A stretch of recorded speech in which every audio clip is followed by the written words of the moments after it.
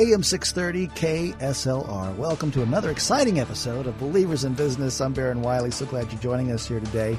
It's part 2 of a series that we're hosting here with ReaderConsulting.com. Reader Consulting. Dana Reader is back. She's the CEO and founder. If you missed part 1, it's on our podcast page at KSLR.com. Just check out Believers in Business. But Dana, thank you for coming back to Believers in Business. Thank you for having me. Well, now, the school year is on. I just want to say this there. My daughter is in a magnet program over at Lee. She's going down the road of NISA. There's a STEM school there, too, and I'm sure you might have influenced a lot of families to go that direction, too, with your services.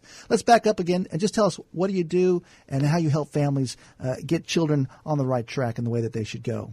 I actually help families and young adults, and actually through adulthood, through aptitude, interest, and personality assessments, but specifically really focusing on the aptitude piece, so how the brain naturally works. I have a feeling, too, that you help boost confidence in kids and families. That is my goal. In fact, that's actually my tagline, proceed with confidence, because I don't care which path you're on, that when you find that path, you're going to be confident. So I think it goes hand in hand. So someone calls and makes an appointment with you, you do an assessment, and give them ideas on the way that they should go. Yes. I actually sit down with families and for 2 hours to review the results. It's actually a 40-page document with a list of careers that are ideal matches for that young person, as well as do they even care about it? It pulls in interest. So it's a brilliant instrument. Well, you can learn a whole lot more at the website there, ReaderConsulting.com. I've got to ask this because I might fear that I'm one of these parents there, too, that, you're talking to the kids.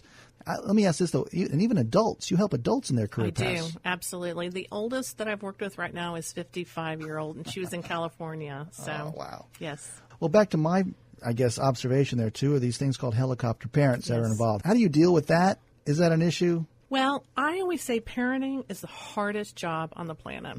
I always go to bed at night going, okay, did I have a good parenting day or did I fail? I mean, I'm constantly assessing myself. And I think I'm a pretty normal, average parent in that I work with very well-intentional parents. I see the concern in their eyes. I hear it in their voice when they call me to see what I do and how I can help. I also get parents who are calling because they have students at the beginning of middle school and they're wanting them to attend an Ivy League.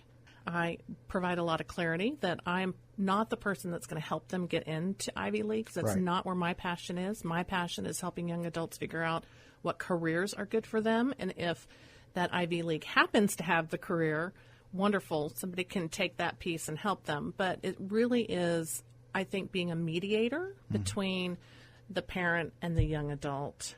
It was funny, I was visiting a college campus and one of the admissions counselors was telling me that a mother of a first-generation student, which is a student who's going to college and ultimately hoping to graduate, the first in their family, if the mother could call the admissions counselor regularly to see how their child was doing. Wow. And the admission counselor said, sure. Well, I gently grabbed the admission counselor hand and I said, please stop.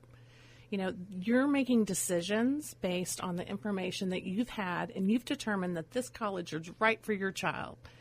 At that point, it's time to let them go. It's very important for them to find their own direction, good and bad, that will come with that. So, yes, I deal a lot with, parents who just really care deeply. Well, God bless you. Thank you. Sometimes it hurts. The truth hurts a little bit there. Sure. And I think it's important. Sometimes we get a little off kilter, and to hear someone who comes in with a fresh perspective and has no ulterior motives, I always say my interest lies with the child and the young adult.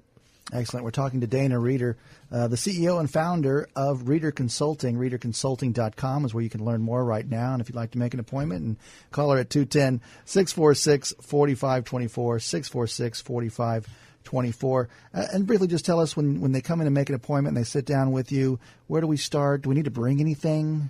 What are you interested in getting from us? Well, when I meet with the families, the young adult has already completed the assessment. Sometimes they can do it within a week. Sometimes it takes them a couple of months. So when I sit down with the family, it really is okay, I ask them, what do you care? What's important to you in a career? Tell me your top 3 things, because I want to know if money is important. When we start looking at the results, it's important to say, okay, well, you're not going to make anything, but you're going to, love and have a purpose in life. If they say they want to travel, then we look and say, okay, are the careers going to be matches with that? The other piece that I think is really important, especially with the high cost in higher education across the board, is how much are you going to make, and is that career field growing? So we look at their top 5 interests. We look and see, is there growth in the U.S.? Is there growth in Texas or in a state in which they want to move to ultimately? Wow. And to make sure that the parents are going to be investing, or a scholarship, someone's paying for this young adult's potential higher education, is it going to be worth it? A big part of kids' experience, especially in high school now, is they almost have to have a resume in high school. Right. And a big part of that thing that they look at, I think, is how much children volunteer while they're serving in high school there, too. What's your take on how much they should volunteer, what they should do? Is that important? I get that question a lot. And I think that individuals should only be volunteering if they have a volunteer spirit. And, we as parents lead by example, and it doesn't need to be an enormous expression of service. It can be small things. Like take out the trash. Exactly. Yes. I did have a parent once say to me, how many hours per week should my child be volunteering? And I said, well, first of all, I'm not going to give you a number. And second, I would say it's how much that student wants to volunteer. We have to remember, with the academic load now in high school and the extracurricular activity with band, I have a ton of band clients and football and theater. So much. There doesn't leave a lot of time. And universities are looking for well-rounded individuals. Even my daughter, her sophomore year, she got whipped up into the frenzy of, oh my gosh, I've got to get building my resume. And she runs down the road to volunteer at the animal shelter. And when she came home, I said, you're massively allergic to animals. What? Why are you doing this? Yeah. But somebody else had said it and thought, okay, that sounds easy. And so I, do something that makes your soul feel good, because college universities are going to see if it's authentic or not. You have that phrase, that quote on your website there, fulfill their soul. What does that mean? Well, and that fulfilling the soul is, I think we're teaching adults how to continue to give back in service throughout their life. So instead of checking a box because it's expected, I want young adults to say, okay, I want to find something I care about, that I'm willing to lend my time and talents to. Because we're raising adults who will then continue the efforts of volunteering in a much greater capacity as they get older. I will tell you, the university my daughter ended up picking was in Nashville. I always joke because Texas wasn't big enough for her to find one here. But the day before classes even started, they took all 2,000 freshmen out in buses to different communities for a day of service. And she picked weeds and did mulch. And so for her, finding a university that believed in doing service projects and being more about yourself was what was important to her, because she picked, going down to the animal shelter. Right, with the analogy. Exactly, right. It's all a process, I say. Well, there is that scripture, Proverbs 22:6. It says, train up a child in the way he should go, or she, and when they are old, she will not depart from it. So true, so true. And Dana Reeder's here to help you figure out that road that your child should go down. All you got to do is check out the website first, reederconsulting.com, R-E-E-D-E-R, reederconsulting.com. But call and make your appointment at 210-646-4524. That's 646-4524. And, of course, this podcast is available on demand at KSLR.com. But we do appreciate you listening to Believers in Business. Dana, again, I talked about kids having a resume in high school, but it starts, I guess, as freshmen. Do we need to know what their career is going to be when they're entering high school? Yes and no. Yeah. And the reason I say yes is that the pressure that's put on them to figure out what they want to do. Yeah. They feel like they have to have an answer, and they're a failure if they don't. And 75 to 85% of students in their first year of college will change their major. So that leaves 10 to 15% that truly get it right the first time. And I don't think they need to get it right the first time. But yes, strong conversations have got to be occurring. And what I try and educate people about is that you don't have to make a decision in a vacuum. Right. An interest inventory is perfect in that freshman year because it's saying, what do I like to do? And it specifically relates back to how they can figure out where they want to volunteer. A lot of kids are going to third world countries to volunteer because they think it looks good on a college application, but that's really not where their heart is.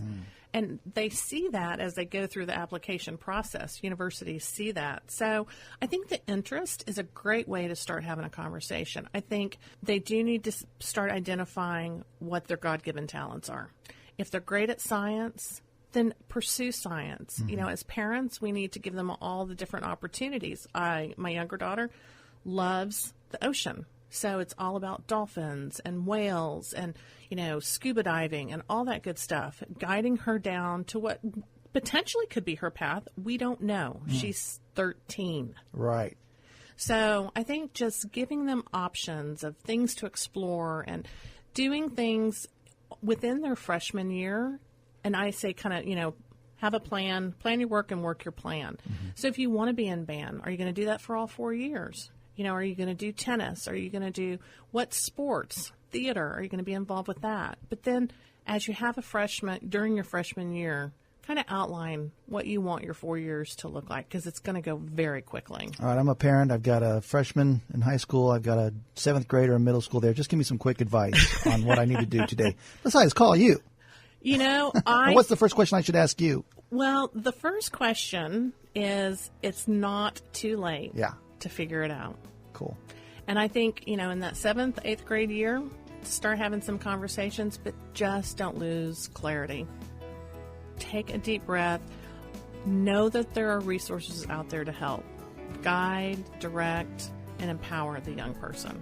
Dana Reeder, you're a wealth of information. You've proven it here on episode number 2 of our series with Dana Reeder of Reeder Consulting, reederconsulting.com. Again, make your appointment with your child, with your family, and let's figure out the way that your child should go according to Proverbs 22:6. 646-4524. Here's the number again, 210-646-4524 for Reeder Consulting with Dana Reeder. And I say thank you for being a believer in business. Thank you so much. I'm Baron Wiley, and thank you for listening to AM 630 KSLR.